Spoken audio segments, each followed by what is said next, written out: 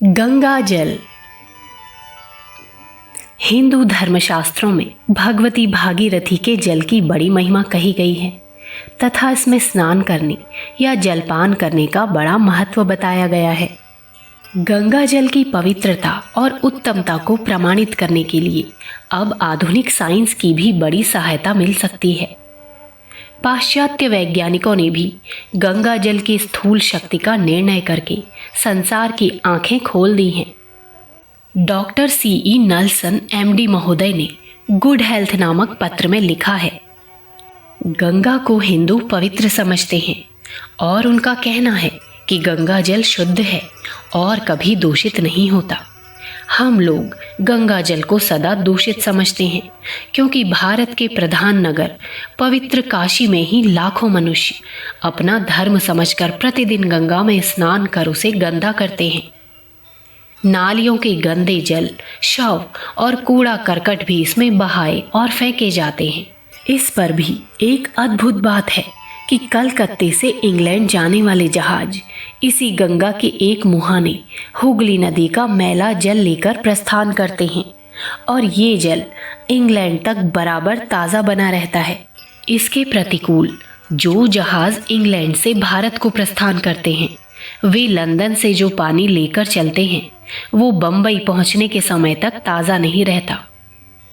England से जहाज कलकत्ता की अपेक्षा बम्बई 1 सप्ताह पहले ही पहुंच जाते हैं। जहाज़ों को पोर्ट सईद और स्पेन पर ताज़ा पानी लेना पड़ता है। क्या इसका कारण ये है कि गंगा पवित्र है और इससे उसका जल भारत से इंग्लैंड की यात्रा में ताज़ा बना रहता है, और टेम्स नदी अपवित्र है इसलिए उसका पानी भारत पहुंचने तक ताज़ा नहीं रहता?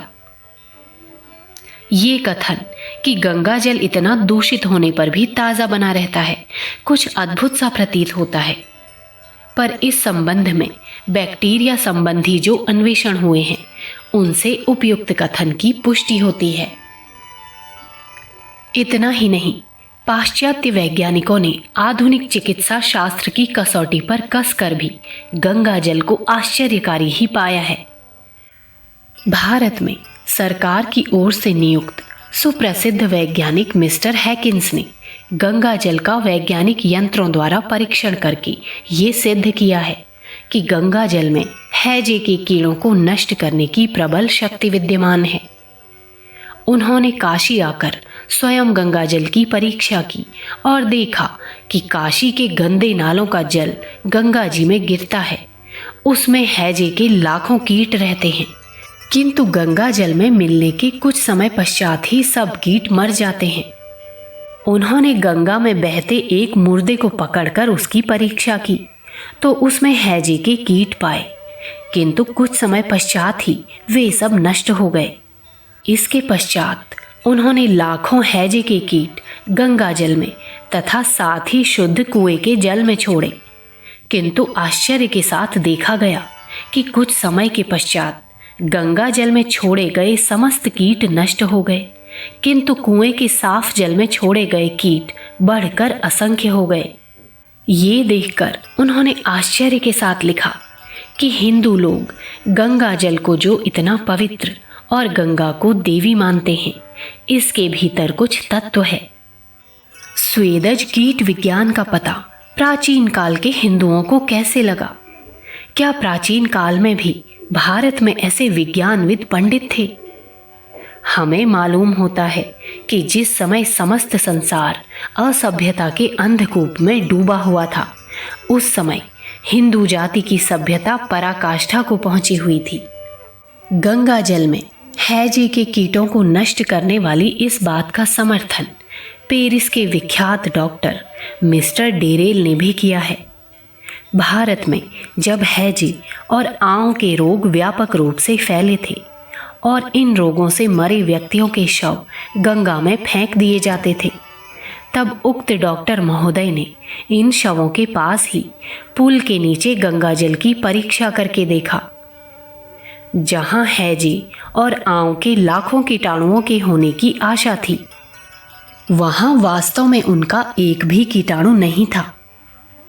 डॉक्टर महोदय ने तब इन रोगों के आक्रांत रोगियों से रोग कीटाणु उत्पन्न किए और उन उत्पन्न किए गए कीटाणुओं पर गंगा जल डाला।